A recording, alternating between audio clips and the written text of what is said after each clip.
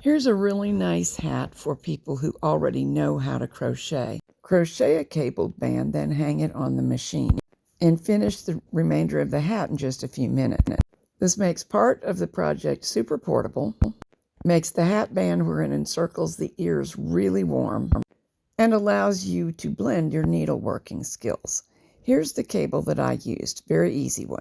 I'm using number 4 yarn that gets 4 stitches 6 rows on the machine. For crocheting, we'll use an eye hook and chain 9.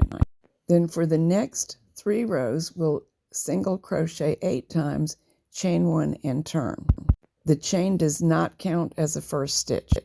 For row 4, we'll single crochet 3 times, then front post triple crochet around stitch 5 on the first row, slip stitch into stitch number 4 on the most recent row, front post triple into stitch 4 from the first row, then single crochet into the last 3 stitches of the row.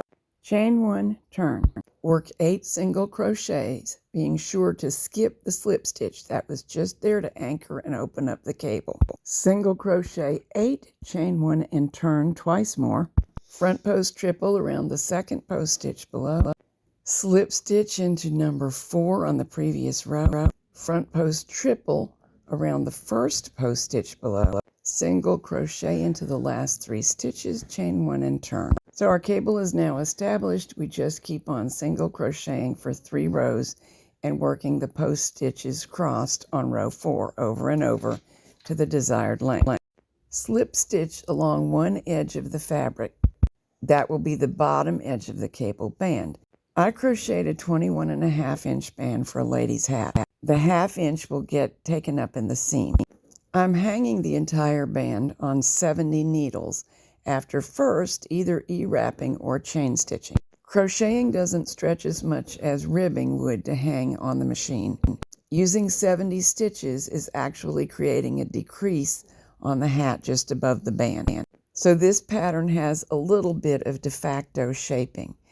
Because we have already used a cast on E-wrap or chain stitch, we don't have to be as fussy as usual about making sure that each needle goes in a unique and separate hole. The stitches won't tend to run, even if that's not true, because each one has a cast-on stitch to work into. For the very first row, I turned the stitch size all the way up to 10 because we'll be knitting through the crocheted edge and expect it to be stiff. After the first row reduced to main stitch size, it's 6 for me. Hang weights as needed for your machine. I like my comb weight, but you may use an assortment of claw weights. And knit 6 inches worth of knitting. In my case, I'm getting 6 rows per inch, so I need 36. 8 inches of total length fits most ladies well, but we've got a 2-inch band. That leaves us with 6 inches to knit. When the correct total length is achieved, snip the yarn, leaving a good long tail, and gather off all of the stitches onto that yarn tail. Draw the drawstring in tightly, stitch across the O that is formed a couple of times to secure it, and knot the yarn, then seam the edges of the work together. I recommend mattress stitch seam for the stockinette parts, and usually back stitch to join the ends of the crocheted band. Now weave in all the ends, and you're done.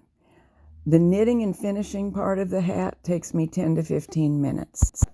This hat is one of the 100 hats I challenged myself to make, all out of recycled yarns, rewound from samples I didn't need anymore.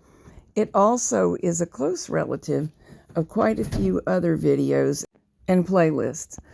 That's because I make a lot of hats. I design them for a magazine, and I also knit 100 a year, or I try to, for a hat knitting charity. So I will put links to all the similar videos and playlists in the program notes so that you can find them too. I'll also add a link to my favorite hat knitting charity in case you want to join in.